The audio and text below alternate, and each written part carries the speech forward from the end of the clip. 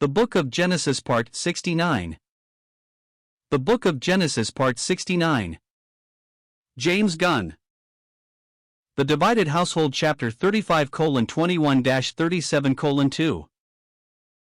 Said one thinker to another, "The more I consider God and His infinite grace, the greater becomes the problem in my mind as to why God discriminated between Isaac's two sons, saying, 'Jacob have I loved, but Esau have I hated.' Why should he hate the one and not the other?" "The hatred of God is not my problem at all," replied the other. "My problem is, why should God love Jacob?" Thank God for the deep mystery of His love.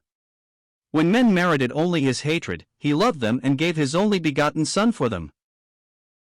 Long before Christ became incarnate, the Lord intimated the truth that Christ Jesus, in the days of His flesh, stated clearly, "Suppose ye that I am come to give peace on earth? I tell you nay, but rather division, for from henceforth there shall be 5 in one house divided, 3 against 2, and 2 against 3. The father shall be divided against the son, and the son against the father, the mother against the daughter, and the daughter against the mother-in-law against her daughter-in-law, and the daughter-in-law against her mother-in-law." Luke 12 verses 51-53. It is difficult to appreciate that God in His grace should choose to save some while others are left in their natural sinful state. This divine purpose has been defined: God, that sovereign being who has an absolute right to do what He will with His own, having determined to create man and to leave him to the freedom of his own will, foreseeing he would certainly fall, of His own free distinguishing love, chose a certain number out of the apostate race of Adam, and ordained them to a participation of grace here, and to the enjoyment of glory hereafter, the reign of grace. Abraham Booth. The natural man cannot discover any accord between the acts of the sovereign being and the freedom of the human will. This, nevertheless, is understandable. God has decreed that all who trust the redemptive work of Christ are destined for heaven, whereas all who refuse to confide in that accomplishment endure the reasonable consequence of sin, which is hell. Man is left to the freedom of his own will to make a choice between these. Let us consider the records of this divided family. In the generations of Jacob, by the grace of God, is the scarlet line of redemption, the scarlet line of the Messiah. In the generations of Esau, by his profane act, Hebrews 12 verses 16-17, is the scarlet line of sin, the scarlet line of lawlessness and rebellion. Jacob and Esau united. The account of the death of Isaac appears here in anticipation of the actual event. From a comparison of the ages of Abraham, Isaac, and Jacob, it appears that Isaac did not die until Joseph had been in Egypt for 10 to 12 years. No doubt the record is inserted here in order to show that Jacob was the true heir and head of the household. The indulgent father Isaac and the fugitive restored son must have enjoyed times of sweet fellowship together. Isaac, the man of the home, mellowed by quiet communion, and Jacob, the man of many experiences, matured by conflict, defeat and victory, probably found secret delight in those years together. Eventually, at 180 years of age Isaac died, and his sons Jacob and Esau buried him. In this narrative the place of burial is not mentioned, but when Jacob gave instructions for his own burial, he asked to be buried beside Abraham and Sarah, Isaac and Rebekah, and Leah, Genesis 49 verses 29-31. It is interesting to note that the 3 greatest patriarchs Abraham, Isaac, and Jacob, all rest in the cave at Machpelah awaiting a glorious resurrection. The 2 brothers, Jacob and Esau, were brought together by their common bereavement. They were still suspicious the one of the other, their natural dispositions conflicted and made them hostile rivals. Such a condition is very sad in any household, but it is increasingly so within a Christian household.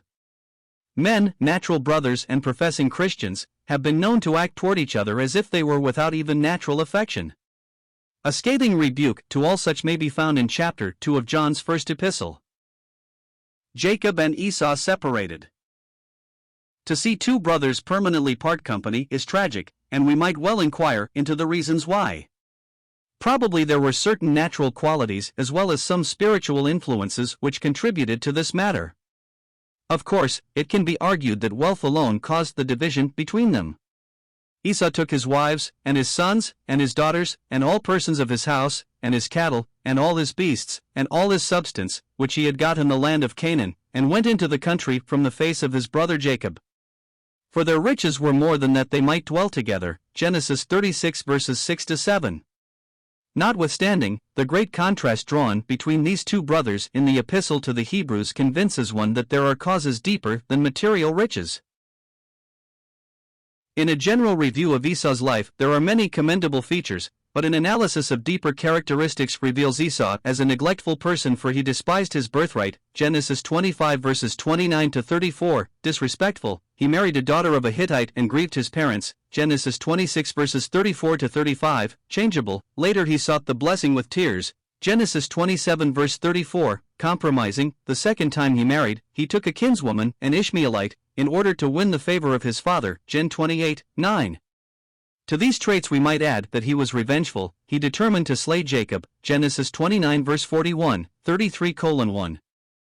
In spite of many admirable qualities, Esau was an unreliable, self-centered person. Jacob, as we have seen, was shrewd to an objectionable degree, but he valued spiritual things and sought after them, although he did so in a wrong way. He certainly was respectful to Isaac and Rebekah, and brought God into his life. One recalls his visit to Bethel. Jacob himself is an example of great love and of deep devotion, and his consideration for others is evidenced along the return route from Padan Aram. There are moral differences between these two men which could cause them to separate, but the real point of division rests not in wealth or moral traits and standards, but in spiritual relationship to God. We read, by faith Abraham sojourned in the land of promise, dwelling in tabernacles with Isaac and Jacob, the heirs with him of the same promise, Hebrews 11 verse 9.